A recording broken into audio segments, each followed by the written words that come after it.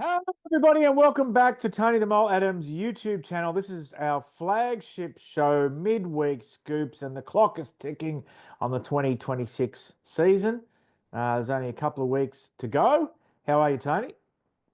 Yeah, doing well, Steve. We've got four teams left over here in the NRL, and all four can win it. It's a very open comp. It's been that way really since day one. We saw the poor old Canberra Raiders, minor premiers, get kicked out last weekend. A little bit unlucky after that epic defeat by Brisbane, but I think that was really their grand final.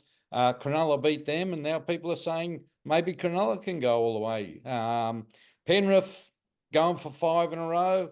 Broncos got so much firepower. And then of course, we got the Melbourne Storm. So, yeah, very open comp. And of course, in Super League, six teams in the running, and they had a launch on Monday, and I was going to go, but I just got too lazy. Anyway, and I was catching up with, caught up with a couple of, with Chris Barrett from the Herald and Ian McCulloch, formerly of AAP, on Sunday, and that was enough for me. That knocked me out for the next 24 I hours. bet it did. So, the story about Victor Radley, and I'm sure everyone is aware that he's been fined or has to pay a charity $30,000, and he's stood down for 10 matches for being mentioned in that police report. But you've got an item in your column, which I invite everybody to access via the show notes, suggesting that it might actually be a bit of a blessing in disguise.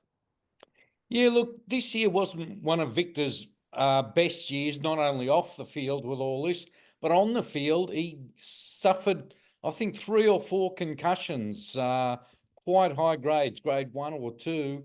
And I know people close to him that are a little bit worried that he's copping too many of these head knocks. You know, the way he plays, he's just fearless. He just has no respect for his body. He's not the biggest bloke, and he just throws himself in the tackles, and that can often lead to quite severe head knocks. And what I've been told is, okay, he's had three or four documented concussions, but they reckon he's had several more micro ones, and they reckon a good long break. You add the 10 weeks to the break that he's already had, and the break he'll have over the summer.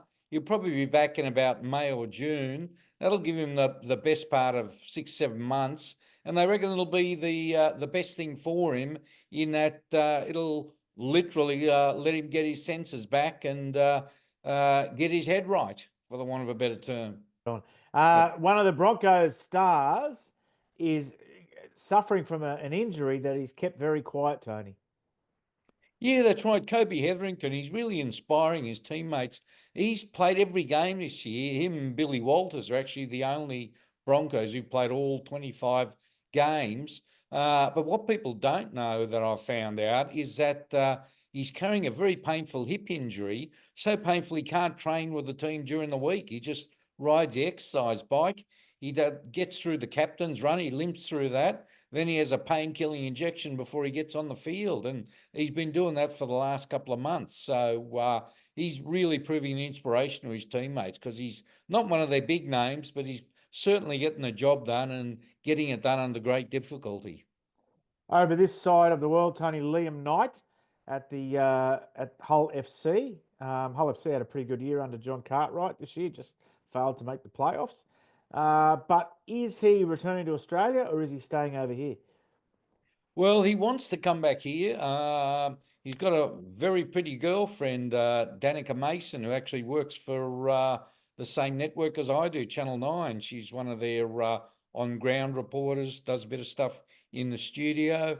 So he's quite keen to come home. I noticed I wrote that story yesterday, and a few of the English press picked it up that he wants to come home, because I know he's signed over there for another 12 months, but his management's working on a deal back here, but he is 30 and hasn't had the best luck with injury the last couple of years. So I'm not sure anyone will take him on. Certainly not for big dollars. Maybe as a backup player. So he might have to make a very tough decision. And finally, we always mention players here that you haven't heard of before. And today's one is a guy called Thomas Goodfield. Tell us all about him, Tony. Thomas Goodfield. Yeah, that's right. And he's a young centre winger. He plays for the Tigers. Tigers have got just an abundance of young talent. And he's in the centres, but he's behind a guy called Hamesh Makasini, who made his top grade debut in the last round of the comp. I think he scored a try. So he's decided to go to the Penrith Panthers. He's 19 years old. He'll probably start in the SG Ball comp next year, which is under 19s. So, yeah, another one for the little black book, Thomas Goodfield. I think Macassini made his media debut on this very show, Tony. The first place he got mentioned about it maybe a Oh, year really? ago. Yeah, you forgot. Yeah, I think It's he your did. item. What else is going on? You looking? What are your tips this weekend? Two very tough games. I never tip against Melbourne in Melbourne, and you're right 90% of the time when you tip them down there. So I'm going to tip them over Cronulla, but very tough. And Panthers, Broncos up there. I mean, Broncos on paper are almost a more dynamic team than the Panthers, but the Panthers have just been sneaking along very quietly. It wasn't that long ago they were last on the ladder. Now they're a game away from the grand final, and that tells you everything. Nathan Cleary just playing out of his skin. They certainly put the Bulldogs in their place last week. It was an awesome performance, but the Broncos were having a week off, and sometimes that can be a good thing. Sometimes it can be a bad thing. So I'm tipping Penrith, but not confidently. Okay, and we've also got another video coming up. I think it's probably posted around the same time as this one. Tony's 5 toughest players he's ever seen. So keep a lookout for that one on the channel. And next time we speak, it'll be grand final week. My tips over here in Super League this weekend: Leeds to beat St Helens and Lee to beat Wakefield. Talk to you next week. Sounds good, Steve.